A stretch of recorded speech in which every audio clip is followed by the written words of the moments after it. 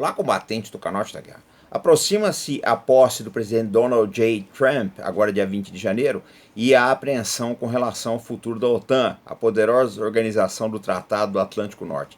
É esse o assunto que nós vamos tratar no vídeo de hoje. Mas antes de iniciar, queria dizer para vocês que eu sou o comandante Robinson Farinazo, militar da Reserva da Marinha, e esse aqui é o canal Arte da Guerra, um veículo de análises militares, estratégicas e geopolíticas feito por profissionais. Então você que está chegando agora, se inscreva no nosso canal, dê o seu like e coloque nas suas redes sociais. Dito isso, vamos ao vídeo de hoje. Bom, o que acontece é o seguinte, o presidente Trump, ele tem uma visão bem comercial do mundo, né?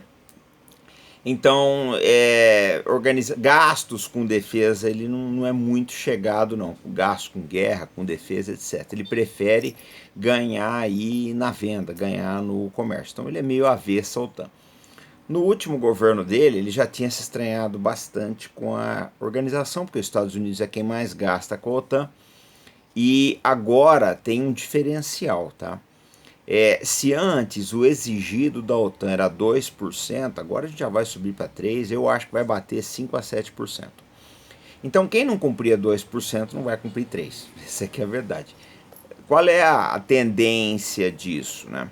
A tendência é os Estados Unidos se estranharem com os demais países da Europa. Até porque o Trump, ele é uma das pessoas adeptas da ideia de fazer um pivô estratégico para o Pacífico, ou seja, conter a China na região ali do Indo-Pacífico.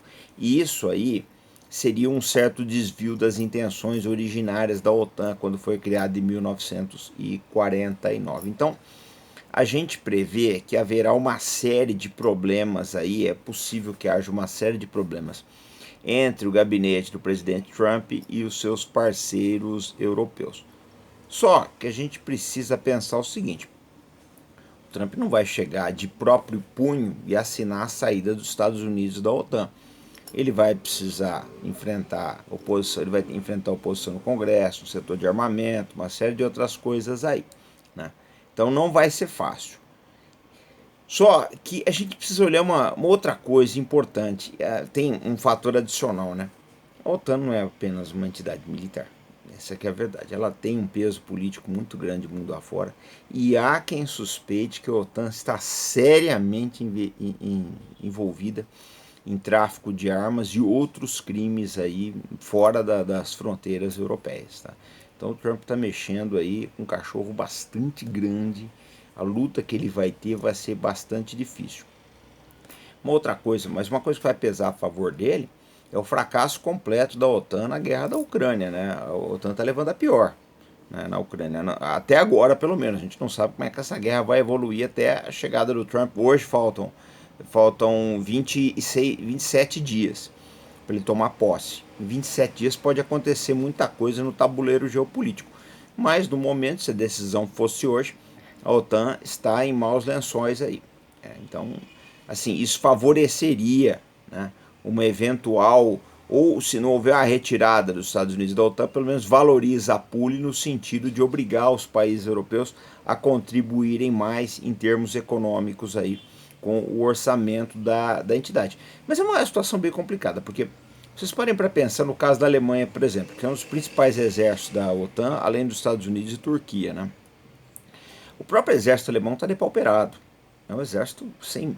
Primeiro que ao longo dos anos foi decaindo, né? Depois que acabou a Guerra Fria, e eles mandaram muito material para a guerra da Ucrânia. Então o exército precisaria hoje aí de 20 a 100 bilhões de dólares para se reconstruir.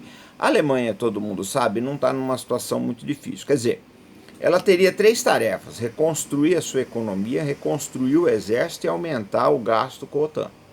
Olha, eu acho muito difícil fazer essas três tarefas aí no curto prazo, dado o cenário adverso que nós temos aí, cenário esse causado pelo próprio Trump. Porque se ele sobrecarregar a Europa de tarifas, a situação da economia industrial europeia, que já não é boa, pode piorar bastante. Então, assim, vai ser uma das coisas mais interessantes do governo Trump, a maneira como ele vai lidar com o caso OTAN. Não há otimismo dos dois lados do Atlântico, né? Lógico, é o que eu falei, haverá resistência se ele quiser acabar com a OTAN. mas não há otimismo quanto a situação da organização, porque na verdade ele não precisa acabar efetivamente com ela. O que ele tem que fazer, né, o que ele precisa fazer, o que ele pode fazer aí é criar obstáculos. Só isso vai deixar a entidade numa situação bastante difícil, porque, por exemplo, é uma coisa que ele deve impor, né? Uma condição que ele talvez imponha. É a OTAN se engajar mais nos esforços americanos para conter a China no Pacífico. Mas isso é mais caro ainda do que conter a ameaça russa, porque envolve o envio de navios, aeronaves e tropas para o Extremo Oriente. Tudo isso é muito caro, é difícil de explicar para a sociedade da Europa, que já vem sendo castigada pela debacle econômica do último ano aí. Enfim, os obstáculos de parte a parte vão ser bastante grandes. Lógico que pode haver negociação nesse caso aí, né?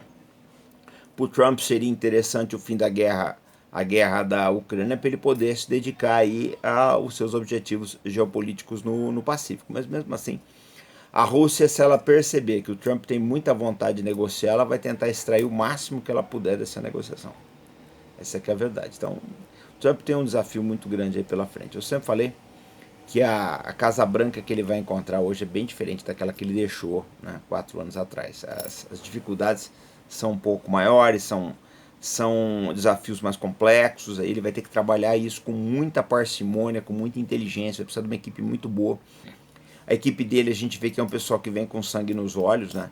Mas eu não sei se essa gente vai ser pragmática o suficiente para tomar as medidas que precisam ser tomadas, né? Que são bastante complexas. São bastante complexas. Só idealismo, só vontade de resolver as coisas não vai alterar efetivamente, não vai apresentar os resultados que o Trump precisa. E na Europa, né, a apreensão com relação a isso, porque os países sabem que se os Estados Unidos, por acaso, balançarem com a OTAN, os problemas serão muito graves. Eles têm plena consciência disso, né?